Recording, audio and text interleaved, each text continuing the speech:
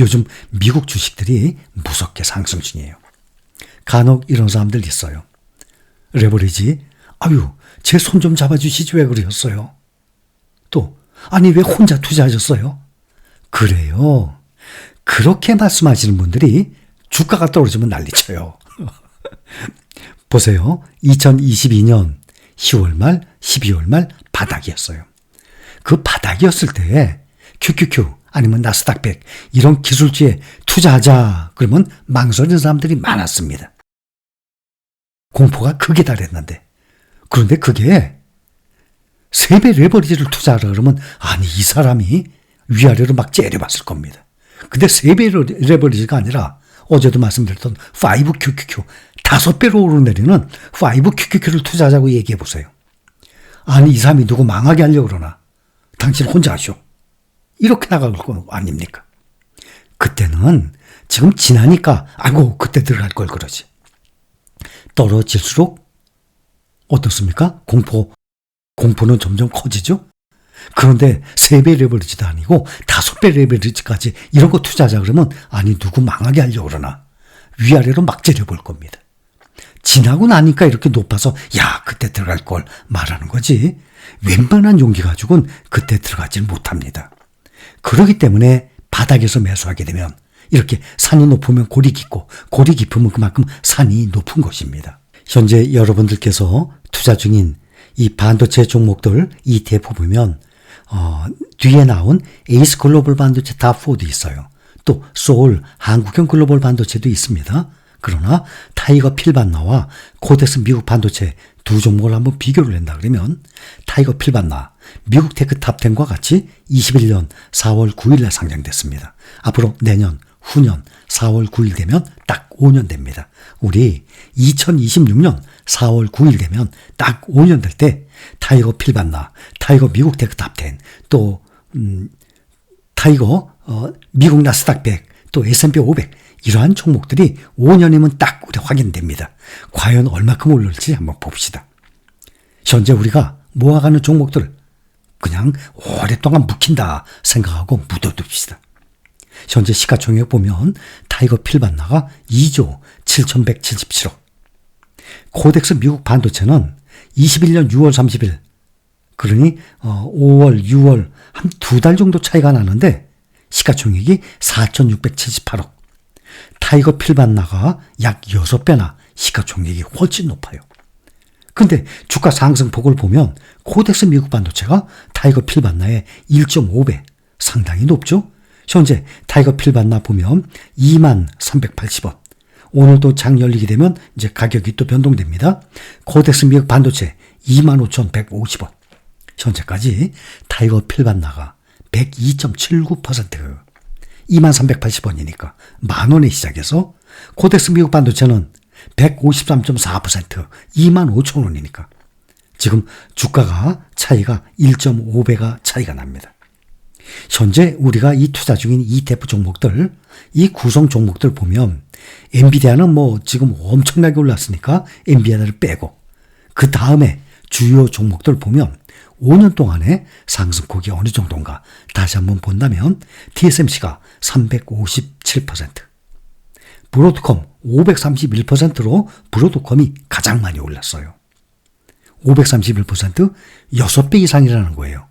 100% 2배죠. 200% 3배, 300% 4배입니다. TSMC가 4.6배 올랐어요. 5년간 4.6배, 2배가 아니라. 브로드컴은 6.3배, AMD 427%, ASML 448%. 이거 어마어마한 상승률이에요. 5년 동안 100% 2배가 아니라 다 300, 400, 500%. 이 네 종목의 평균 441%예요. 그러면 5.4배라는 거예요. 이러한 종목들에 5년 동안 묻어뒀더니 재산이 5.4배로 불어났어요. 딱 5년 동안. 거기에 비해서 삼성전자가 요즘 다시 좀 오르기 시작하지만 79% 상승 중 아직 2배가 안 되죠. 그래서 이 필라델피아 반도체 내에 있는 종목들, 대표 종목들과 삼성전자에 비교하면 딱 5년 동안에 5.6배의 수익률 차이가 나는 것을 우리가 보고 알 수 있습니다. 어제 CPI에 이어서 이번에 PPI까지 지금 둔화가 되는 걸 보면서 금리 인하 기대가 점점 커지고 있습니다. 올해 중으로 한 번 내지 두 번 예상하고 있습니다.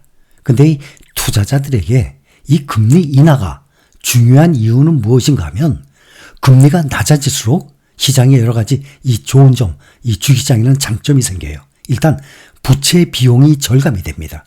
기업들이 더 낮은 금리로 돈을 빌릴 수 있기 때문에 프로젝트와 투자를 위한 자본을 확보를 할 수 있습니다. 부채 부담에 대한 감소가 있는 거죠. 기존 부채를 상환을 하는 데 드는 비용이 줄어들게 되고 기업의 재무 건설성이 개선이 되게 되죠. 또 경제가 활성화가 됩니다. 금리가 낮아지면 경제 활동이 활성화돼서 기업 수익이 증가하게 됩니다. 또 투자 트렌드가 변화가 돼요. 기존의 저축 상품, 은행의 수익률, 이자가 점점 떨어지죠. 수익률이 낮아지면서 투자자들이 주식으로 몰리게 되는 것입니다. 그래서 금리가 떨어지게 되면 점점 이 0%에 점점 가까워지게 되면 이 은행에 있던 돈이 주식시장으로 몰려들게 됩니다. 이 인공지능 열풍으로 주가가 상승을 하면서 S&P 500 지수 이 주가 수익 비율이 3년 내 지금 현재 최고치예요. 24.3배까지 올랐습니다. 작년에는 20.5배예요. 20.5배에서 지금 20% 가까이 상승 중에 있습니다. S&P 500 평균 주가 수익 비율이 말이죠. 올해 미국 증시에 계속 상승세 무섭게 오르고 있습니다. 그런데 11월에 또 대선이 있습니다. 일반적인 여름과 달리 미국에서는 역사적으로 선거가 있는 해에는 실적이 강세를 보였습니다. 보통 여름에는 실적이 평균적으로 보면 떨어지거든요. 실제 이러한 여름철은 시장에서 가장 좋은 성과를 거두는 시기예요. 또 5월이 강세가 되면 그 해는 종종 수익으로 이어집니다. 역사적으로 올해처럼 5월에 S&P 500 지수가 5% 가까이 상승한 경우 6월에는 80%의 경우 플러스 수익률을 기록했습니다. 수익률 평균도 1%가 더 올랐습니다. 또 나머지 기간 동안 역시 평균적으로 플러스 수익률을 나타냈습니다. 5월에는 주식을 팔고 떠나라는 그런 주식시장의 격언이 있지 않습니까? 그만큼 수익률이 떨어지거든요. 근데 올해 5월은 상당히 강했다는 것입니다. 더군다나 이 연초에 두 자릿수 %의 수익률을 보이고 있죠. 지금 S&P 500 지수 연초 대비 상당히 높게 지금 올라가고 있습니다. 이 강세를 나타내고 있는 지표입니다. 역사적으로 5월 말까지 지수가 두 자릿수 %로 상승을 하게 되면 남은 달에는 평균 9% 정도 상승했습니다. 또 S&P 500 기업들, 500개 이 대형 기업들이 1년에 4번 실적 발표합니다. 향후 시장 실적에 대한 낙관적인 신호로서 S&P 500 기업의 75% 이상이 내년에 매출 총이익이 확대될 것으로 예상하고 있습니다. 이들 기업의 수익성이 양호하다는 것을 의미하고 이것은 투자자들의 지속적인 신뢰로 이어질 수 있는 것입니다.